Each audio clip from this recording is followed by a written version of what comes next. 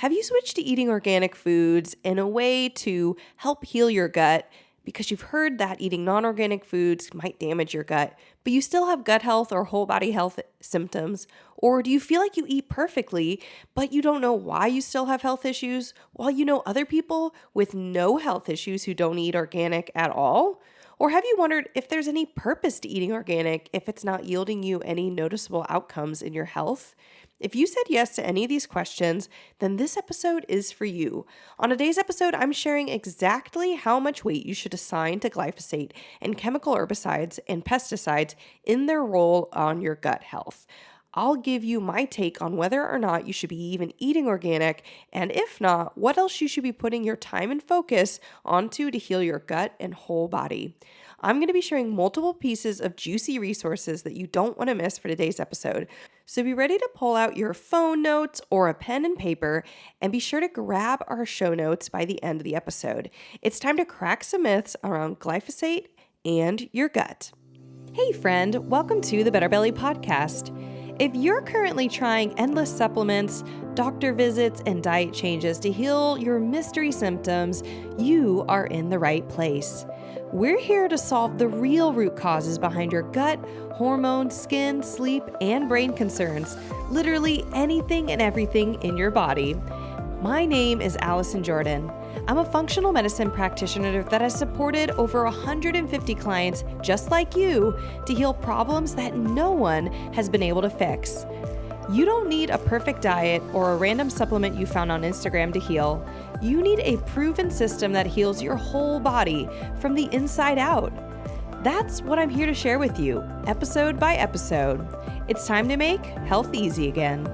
And just as a reminder, this information is not meant to diagnose, manage, or treat disease. Always consult with your own health practitioner before you make any changes to your health.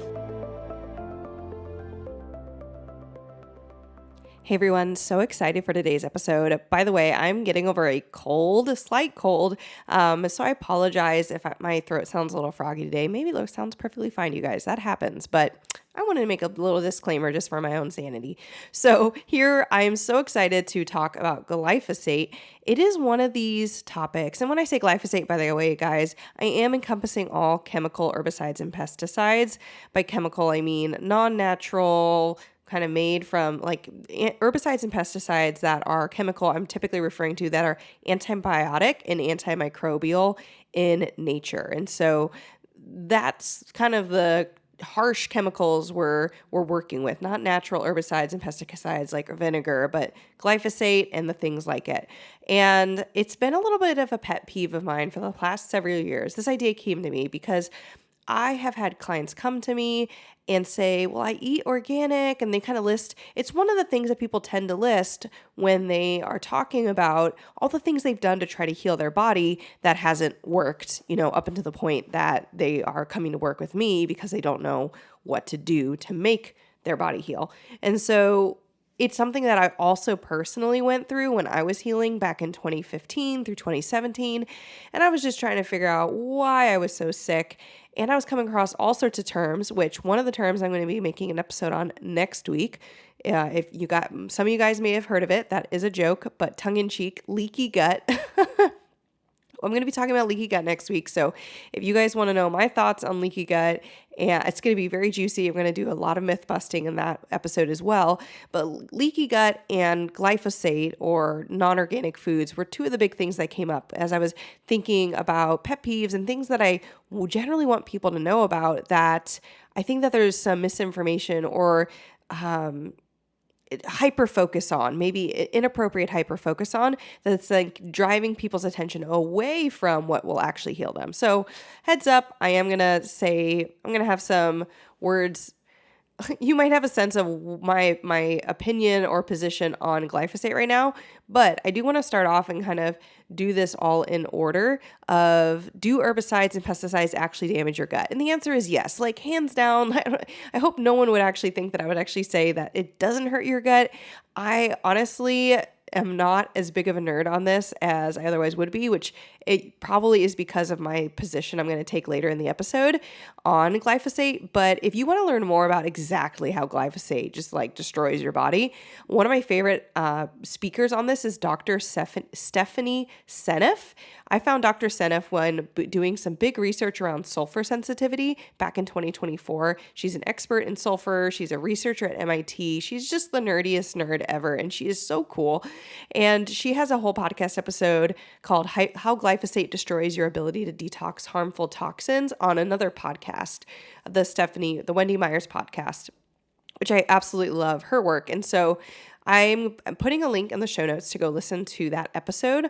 So you can go and really like dive in if you want to know a lot more. But essentially glyphosate and other chemical herbicides and pesticides, they destroy the gut lining. They help lead to leaky gut, and they are like drinking or eating antibiotics day in and day out. The only thing I can think of that's as harmful as that is mold, because mold is an antibiotic in its own way. If you're familiar with penicillin, which is a medication we actually use to help keep people from dying from illnesses, it's because it kills off bacteria. Well, if you are breathing or drinking something that basically kills off microbiome, like little microbes, it's like every time you eat non-organic food, whatever glyphosate or herbicides and pesticides are left on that product or have been absorbed into the product are then going to kill off your healthy gut bacteria. And it leads you more likely to have issues with things like candida, SIBO, any type of overgrowth issue, immune suppression, difficulty getting rid of pathogens, etc. So is glyphosate or is like eating non-organic foods good for you or helping you? Probably not. But the real question, and what I gave this podcast title is it causing your issues? Is it causing your gut health or whole body health issues? That is a very different question than is it hurting you versus is it causing all your problems, or can we give it the greatest weight of all the issues you have? And I would say a resounding answer to that is no. However, I do think that under certain circumstances or with certain issues, glyphosate has a bigger role in sicknesses, and I am going to share what those situations are later in the podcast. So as like a grounding information, herbicides and pesticides really do damage the gut, but does it cause everything? No. And so when I get clients who say, they're listing off, but I eat organic and all this stuff, like my heart goes out to that. It's a pain to eat organic. It's more expensive. You have to sometimes, find very specific stores that sell it. And then of course there's that whole feeling, the emotional irritation of, the friend or family member who doesn't eat healthy at all, and one of that criteria is like they don't eat organic at all, they just eat whatever they want and they're not sick. Yes, because glyphosate's only one component of this. And so here's my position on glyphosate that I think if I could like change everyone, all my clients, all the people who are sick right now who need to get healthy, and if I could just like rotate this dial on how to perceive glyphosate, this is what I would want to say, which is glyphosate really is adding to the overall body toxin load or decreasing your ability to detox, as Dr. Stephanie Seneff brings up, but it's only one piece of the puzzle. It's only one piece of the puzzle. So Dr. Jill Carnahan, who's a traditionally trained MD, she actually tells her story of health and sickness in her book Unexpected, which I read back in I think 2023, whatever year I was training for and running a half marathon after giving birth to my first daughter. And I listened to her book on my marathon, almost the entire thing. She got breast cancer at 25 in the middle of like med school or residency. She got Crohn's disease several years after she survived breast cancer. She then got mold illness years later. And she was able to, she actually starts her book off by talking about how she grew up on a farm that she had issues with. Every time she would go out into the fields around harvest time, she would just come back and her eyes would be swollen, her nose would be all congested, her skin was flaring up, and her family was basically saying, don't try and help on the farm. She felt bad because she wanted to be, a part of doing all the family duties and things on the farm, but it really it was clear to the whole family that she was having issues. Well, she talks about in the first chapter of her book, or at least kind of early on in the book, that she really attributes that a lot of her health issues started, or at least were starting to show up with that exposure she was getting on the farm. And the exposure was glyphosate and other herbicides and pesticides. So this actually becomes relevant for something I'm going to share in a little bit here, but I mentioned Dr. Jill Carnahan as an example of saying that glyphosate really does add to overall body load, just because she's a story of a traditionally trained MD who now practices integrative and functional medicine. And she's acknowledging the role that glyphosate plays in someone's both current or like short-term health, like how you're feeling right now, like her skin, her sinuses, her whole body was flaring up when she would go out into the field, but it probably impacted her body's health long term. Could we say that that exposure from childhood on the farm was the only thing fueling her breast cancer and Crohn's disease and mold illness? No, she gets into other things as well that were impacting those things developing, but they were definitely not helping her. And it was a high exposure, a huge amount of exposure to not just be eating, eating foods, but to be like every time they sprayed it on the field, that would be in the air that she would be breathing in on her home. It'd be in the air all around the farming area community as everybody in the community sprayed glyphosate or other herbicides and pesticides onto their crops. And she even talks about when glyphosate became uncool to spray on the crops, that her dad started spraying a new thing that was supposed to be quote unquote safer, and it's now acknowledged to be more dangerous. And I don't remember the exact herbicide and pesticide, so I'm going to leave that be. But that being said, it does hurt you and it can add to the load. The question is, how much of a load is it adding to you? And so, the question now becomes, do you eat organic or not? And the basic, most simplest answer is it's probably best when you're able to eat organic because it reduces your overall load. But I found in general that it is not turning the dial in my client's health. It's not like someone says, man, I still have symptoms, but when I switched to organic, I suddenly felt way better. I've actually never heard anyone say that. And if you are listening to the podcast and that is true for you, send us an email, podcast@betterbellytherapies.com. Send us an email. Let us know that you have had this experience that when you switch to all organic, you notably notice a difference. You can't have changed anything else. Don't email me if you also went gluten-free at the same time, or you also were taking supplements at the same time. That kind of, it's not a scientific research if you changed multiple variables at the same time. But if that was the only thing you changed and you felt better, let me know. I just want to know someone's out there that happened to. But I changed to eating fully organic or mostly organic. It never helps me. And let me tell you, I actually don't eat fully organic right now because there's certain products that are really, really hard to find consistently that are organic. So sweet potatoes are one of them in my area. For whatever reason, many of the grocery stores don't offer organic sweet potatoes. So I have to literally go out of my way to a different grocery store that I might not be otherwise be going to get organic sweet potatoes. And for whatever reason, they tend to often already be moldy, which I know can be a component of actually spraying glyphosate on it. It's just been really hard. And so that being said, I have just decided I already am grain-free. And sweet potatoes, eating sweet potatoes that are not organic makes me feel better than eating organic oats or organic wheat or organic anything else that corn or rice that I actually have issues with. So I usually find food sensitivity generally is going to trump organic food. If I am avoiding a food I'm truly sensitive to, but it's not organic, that is a win. I see a symptom reduction correlation if it's a higher symptom reduction correlation if I'm avoiding a food sensitivity rather than avoiding a food that's not organic. Does that make sense, y'all? What I find tends to be the biggest issue with my clients, and when I read online of people's stories, the biggest issue and the thing for you to be thinking about when it comes to chemical herbicides and pesticides is the quantity of exposure. So there's actually a lot of research and things you can look up on food. Yes, glyphosate on your food or pesticides and herbicides on your food is not necessarily a small amount of exposure, but it's an even bigger exposure if you are living by parcels of land where people are using a lot of this stuff. So think golf courses, think farms, or anything that is is farming large plots of land. So it might not always be corn, but especially things that are corn, soybean, wheat. If you're in a rural area or by a farm that produces anything that grows, that can be a big issue. And then the other thing is drinking water that's sourced from the ground, so aka well water, that has farmland that is over that groundwater source. So maybe you're not directly by a farm, but your groundwater is being impacted, or basically you have groundwater that you're pulling in from the ground that is there's water coming down from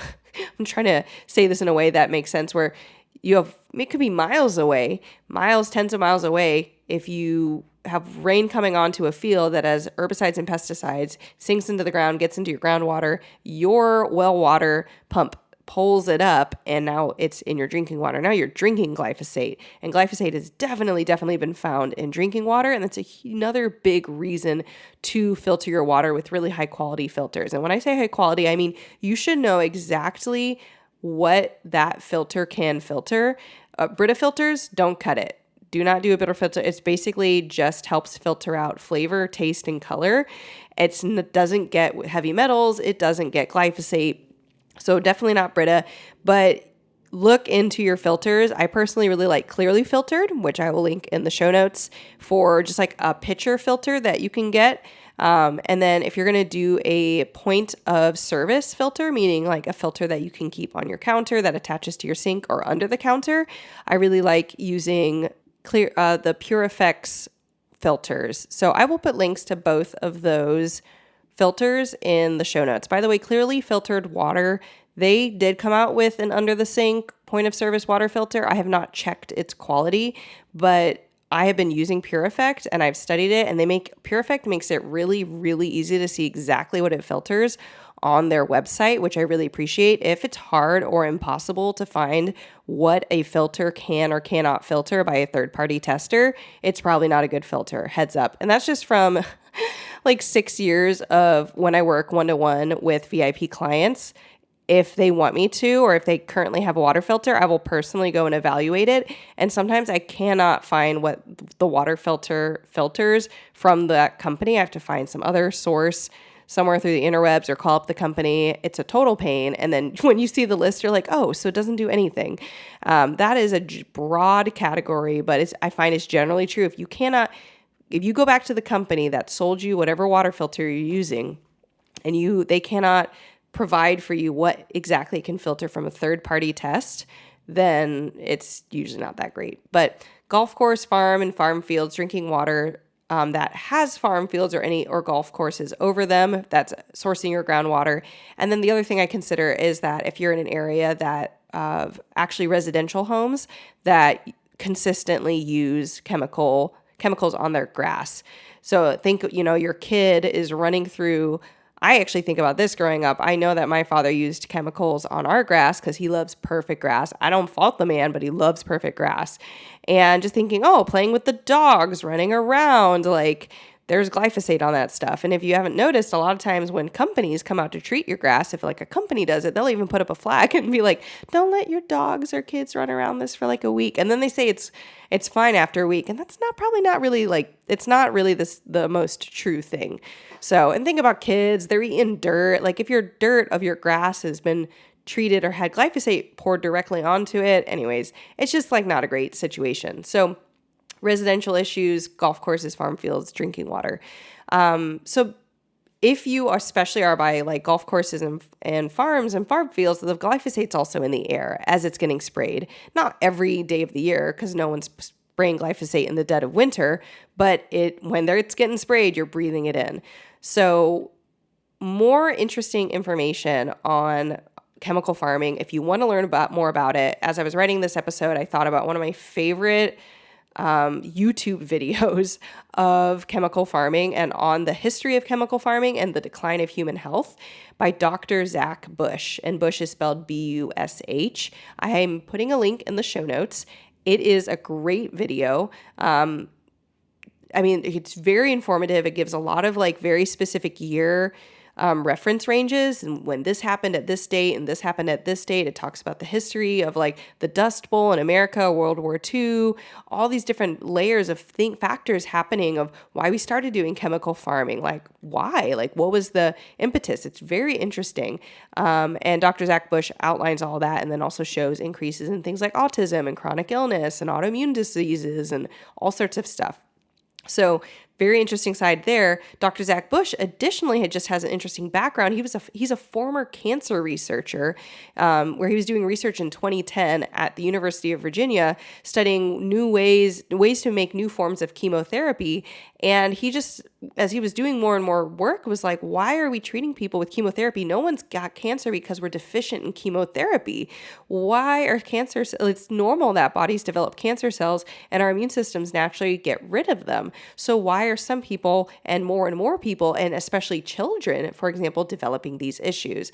And so if you like, I don't have a single link that I know or remember where I heard his full story, but he shares his story in different podcasts or different places where he talks about leaving his research role and starting to work as a doctor and learning about where do people have the highest rates of cancer. And he found that it's pretty readily available information that a lot of higher rates of cancer that we have in the US, a lot of them are near farms. So they're in rural areas for poor communities who are working like on these farms. That's their livelihood. And then they're getting these horrible cancers that are running rampant in their families. They can't pay for care, or it's just completely running them out of being able to run their farm.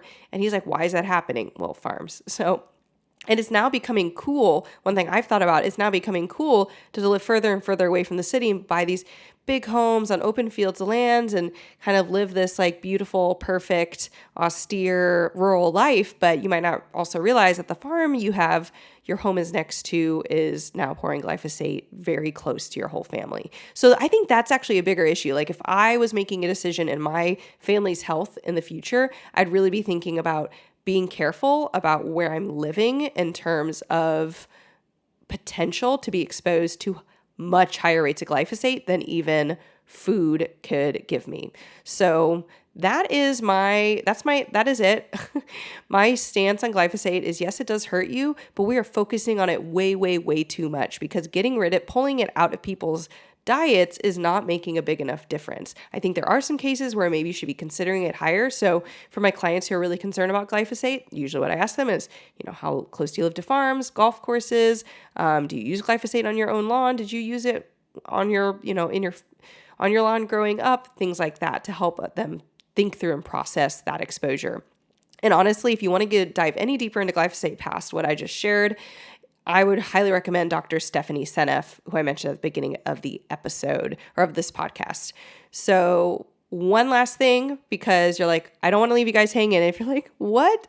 So what do I focus on if we're not focusing on glyphosate? If we're not going to blame everything under the sun that has to do with our health on chemical farming, what do we actually focus on? If you want to know what will really heal you, go to betterbellytherapies.com/training to listen to my free training on the 5 toxin trap that was actually responsible for you not getting better. Chances are you've only worked on 1 or 2 of these issues, or even if it's all 5, that you haven't worked on them in every single layer or in the exact right way. So if you want to know more about the 5 toxin trap and all the ways that you can actually work to heal those 5 toxin trap, go to betterbellytherapies.com/training or click the link in the show notes to learn. Heads up, my program and course, the Better Belly Blueprint, helps you solve the entire 5 toxin trap and everything I share in that training. So I talk more about it in the training if that seems like the right next step for you. But if you just want to learn more about the 5 toxin trap and what you really need to do to heal your gut and whole body symptoms, then go to betterbellytherapies.com/training. And I will see you guys next week.